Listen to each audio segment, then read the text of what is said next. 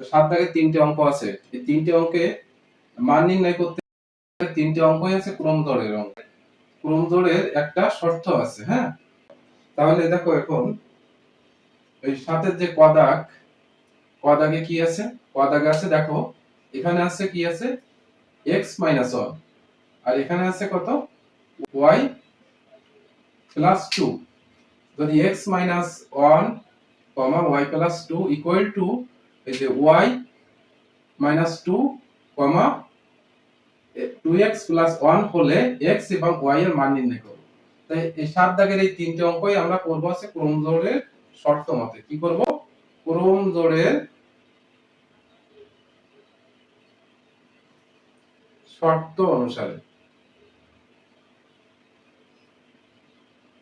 ঠিক আছে। তো ক্রমজোড়ের শর্তটা কি? ক্রমজোড়ের শর্তটা হচ্ছে প্রথম যে সমীকরণটা আমাদের হবে এর থেকে মনে করো এইটা আর এর প্রথমটা মিলে একটা সমীকরণ গঠন করবে, ঠিক আছে, প্রথম সমীকরণ। আর দ্বিতীয় সমীকরণটা কি হবে?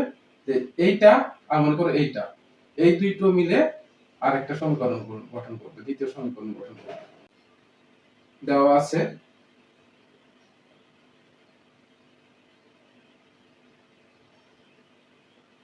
কি দেওয়া আছে যে x 1 y 2 ইকুয়াল টু কি দেওয়া আছে y 2 2x 1 এটা দেওয়া আছে, তাই তো। তাহলে দেখো এই প্রথমটা আর এই প্রথমটা, তাই তো, এই দুটো মিলে আমাদের প্রথম সমীকরণ গঠন হবে। আমরা লিখবো এখানে ক্রমজোড়ের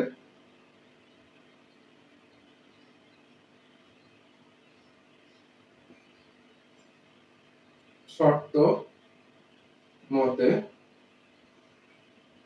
কি লিখবো? এইটা এই যে এইটা আর এইটা, তাহলে কি হবে? তাহলে হবে হচ্ছে তোমার x 1 ইকুয়াল টু y 2 এটা হবে। তাহলে দেখো আমরা x আর y কে যদি এক সাইডে নিয়ে আসি তাহলে কি হয়? এখানে x আর y কে এই সাইডে আনলে হবে মাইনাস, ইকুয়াল টু হবে এখানে -2 আর এই -1 কে যদি এই সাইডে নিই তাহলে কি হবে? +1। তাহলে কি দাঁড়াচ্ছে সমীকরণটা x y ইকুয়াল টু এখানে -2 থেকে +1 চলে গেলে থাকে আছে -1। এইটা দাও এক নম্বর সমীকরণ। আমাদের প্রথম সমীকরণটা গঠিত হলো। এরপর দ্বিতীয় সমীকরণটা করব। দ্বিতীয় সমীকরণ কি করব? এইটা সমান লিখব এইটা এবং y 2 ইকুয়াল টু লিখব 2x 1 এইটা। তো দেখো এখানে প্রথমে y আর পরেরটা আছে x, কাজে আমরা এটাকে যদি উল্টায় লিখি তাহলে কি হবে? উল্টায় লিখলে 2x 1 ইকুয়াল টু হবে y 2 হবে, y 2, তাই তো। তাহলে দেখো এখানে আমি x আর y কে এক সাইডে করব, তাহলে 2x y ইকুয়াল টু কি হবে? 2 1, এই 1 কে ওই সাইডে নিয়েছি মাইনাস হয়ে গেছে, অতএব আমি লিখতে পারি 2x y ইকুয়াল টু 1। এটাকে দাও 2 নম্বর সমীকরণ, ঠিক আছে। এবার কি করব আমরা? যে এই 1 নম্বর সমীকরণ আর 2 নম্বর সমীকরণ এই দুটোকে বিয়োগ করব। তা 2 নং সমীকরণ থেকে 1 নং সমীকরণ বিয়োগ করে পাই। তাহলে আমরা লিখব 2 নং থেকে 1 নং বিয়োগ করে পাই। তো বিয়োগ করলে কি পাচ্ছি দেখো? বিয়োগ করলে 2 নং সমীকরণটা আমরা যদি আগে দেখি 2x y ইকুয়াল টু হচ্ছে 1। আর এখানে কি লিখব? আর লিখব হচ্ছে 1 নম্বর সমীকরণ x y ইকুয়াল টু -1। আমরা বিয়োগ করব। বিয়োগ আমরা আগে জানি, কি জানি? যে এখানে যে চিহ্নটা থাকে তার বিপরীত চিহ্ন হয়ে যায়। তাহলে এখানে x এর প্লাস আছে, তাহলে এখানে হবে কি মাইনাস, এখানে y মাইনাস আছে তাহলে এখানে হবে প্লাস, এখানে মাইনাস আছে তাহলে এটা হবে প্লাস। কাজে বিয়োগ করলে কি হচ্ছে দেখো? এখানে হচ্ছে এটা প্লাস হিসেবে কাউন্ট হবে, তাহলে 1 1 2 হলো, আর এখানে এই প্লাস ওয়াই আর মাইনাস ওয়াই দুটো বাদ যাবে, আর এখানে থাকবে 2x থেকে -x চলে গেলে শুধু x থাকবে, তাই তো? অতএব আমাদের দেখো একটা মান হয়ে গেছে, আমাদের একটা মান হয়ে গেছে, x এর মানটা বের হয়ে গেছে। এবার কি করব আমরা, এবার এই x এর মানটা এই যে 1 নাম্বার সমীকরণে বসাবো, 1 নাম্বার সমীকরণে x এর মানটা বসিয়ে পাই। তাহলে দেখো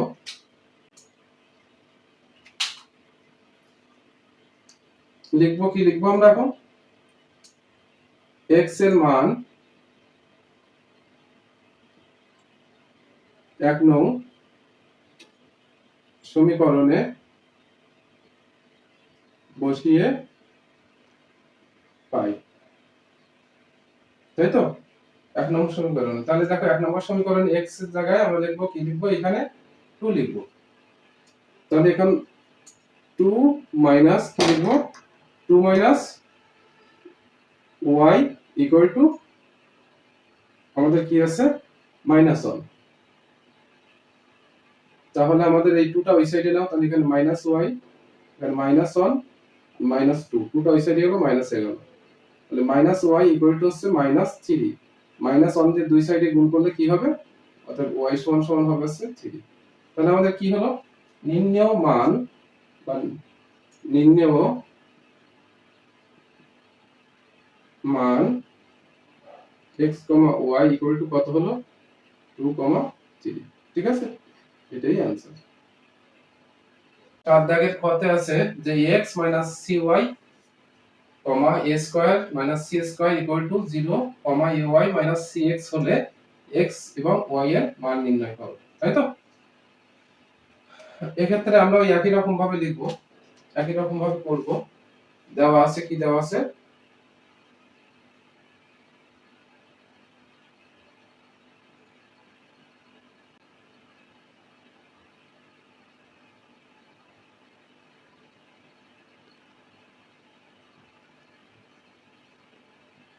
ky cx, এটা তাহলে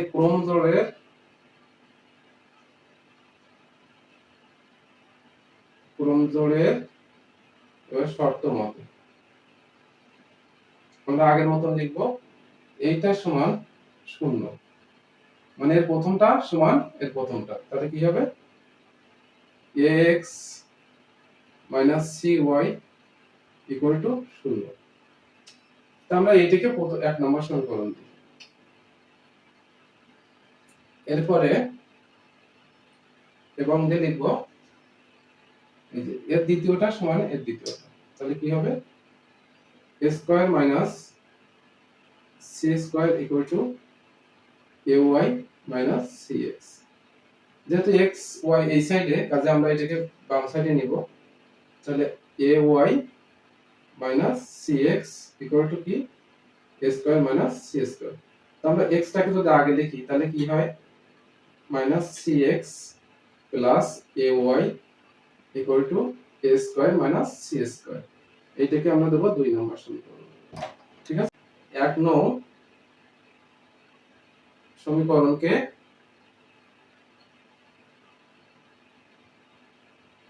a দ্বারা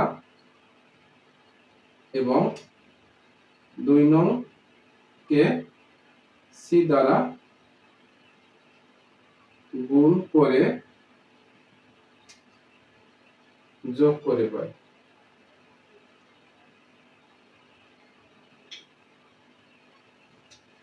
তাই তো? তাহলে যদি আমাদের দেখো, একে যদি a দিয়ে গুণ করি, একে a দিয়ে গুণ করলে কি হবে, a দিয়ে গুণ করলে হবে হচ্ছে, একে গুণ এইটাকে গুণ করলে হচ্ছে তোমার a স্কয়ার x, মানে -cy কে করলে হচ্ছে -acy হচ্ছে, তাই তো? আর 0 কে গুণ করলে হচ্ছে 0। পরবর্তীতে তোমার এইখানে যদি c দিয়ে গুণ করি তাহলে কি হচ্ছে, -c, x কে যদি c দিয়ে গুণ করি c স্কয়ার x হবে, পরে ay কে গুণ করলে কি হচ্ছে প্লাস acy হবে, আর একে গুণ করলে হবে কি হবে, a square c c square কে করলে হবে c কিউব। এই দুটোকে আমরা দেখলাম যোগ করে পাই, তাই তো? যোগ করলে কি হচ্ছে, যোগ করলে দেখো এখানে হচ্ছে a square c minus c cube, আর তোমার এখানে কি তা ac y বাদ যাচ্ছে, আর এখানে থাকতেছে a square x minus c square x, এটা থাকে, তাই তো? এটা সমান এটা হয়। তাহলে আমরা এটাকে আবার কি করে লিখতে পারি, দেখো এই দুটো সমীকরণের ভিতর x কমন আছে, তাই তো? তাহলে আমরা এখান থেকে কি কমন নিতে পারি, x টাকে যদি কমন নাও তাহলে এখানে থাকে a স্কয়ার। কমনের অর্থটা কি, ভাগ করা। তাহলে আমরা x থেকে কমন মানে x দিয়ে একে ভাগ করলাম, ভাগ করলে এখানে থাকে a স্কয়ার, এরপরে আমরা মাইনাস, এরপরে দেখো এখানে কি হবে, এখানে আছে x দিয়ে যদি ভাগ করি তাহলে থাকে শুধু c স্কয়ার। এটা ইকুয়াল টু, এখান থেকে কি কমন আছে, দেখো c কমন আছে, তাই তো? তাহলে এখান থেকে যদি আমরা c কে কমন নিই তাহলে এখানে থাকে a স্কয়ার, এখানে থাকে c স্কয়ার, তাই তো? এরপরে দেখো আমি যদি x রাখি তাহলে ওই সাইডে গেলে কি হবে, এখানে থাকে c into a square minus c square, আর ডিভাইডেড বাই এইটা ওই সাইডে গেলে ভাগ হয়ে যায়, অর্থাৎ a square minus c square. তাহলে এইটা যখন কেটে যায়, অতএব x সমান কি হবে আমার, x সমান হচ্ছে c, ঠিক আছে? x সমান বের হলো c। এবার আমরা কি করব, এই x এর মানটা আমরা 1 নং সমীকরণে বসাই দিই, তাই তো? তাহলে x এর মানটা, x এর মান 1 নং সমীকরণে বসিয়ে, 1 নং সমীকরণে এই যে এখানে দেখো, এখানে যদি x এর মানটা বসাবো, x এর মানটা কত আসছে, c আসছে। তাহলে এখানে কি হবে, এই x এর জায়গায় হবে হচ্ছে ac, তাহলে এখানে হলো কি ac মাইনাস cy, এখানে হবে cy ইকুয়াল টু 0। এইটার সমান আমরা দেখো এখানে আমরা cy কে যদি রাখি মাইনাস cy, যেহেতু আমাদের y মানটা বের করতে হবে, তাহলে এটি হবে কত, মাইনাস ac। তাহলে এখানে দেখো মাইনাস মাইনাস বাদ দিয়ে দাও, তাহলে আমাদের y সমান কি হবে, y সমান হবে হচ্ছে এখানে ac ডিভাইডেড বাই c, অতএব y সমান হলো কি a। অতএব নির্ণেয় মান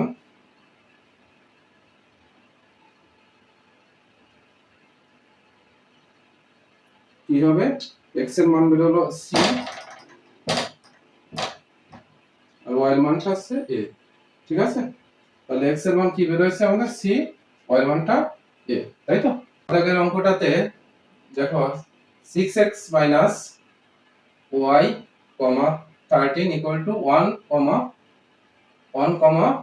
30x প্লাস 2y হলে x y নির্ণয় করো, ঠিক আছে? তাহলে x y নির্ণয় করো। এখন x ও y এর মানটা বের করব আমরা একই রকম ভাবে কোণদলের শর্ত অনুসারে এটা করব। তাহলে দেওয়া আছে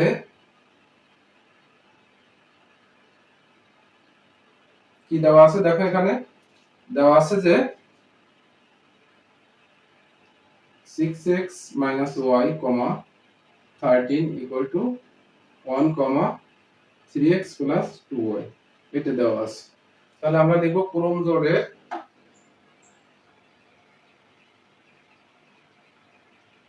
শর্ত মতে, তো ক্রমজোড়ের শর্ত মতে আমরা কি লিখতে পারি, এইটা সমান লিখব এইটা, তাহলে লিখব 6x y ইকুয়াল টু লিখব 1, তাই তো?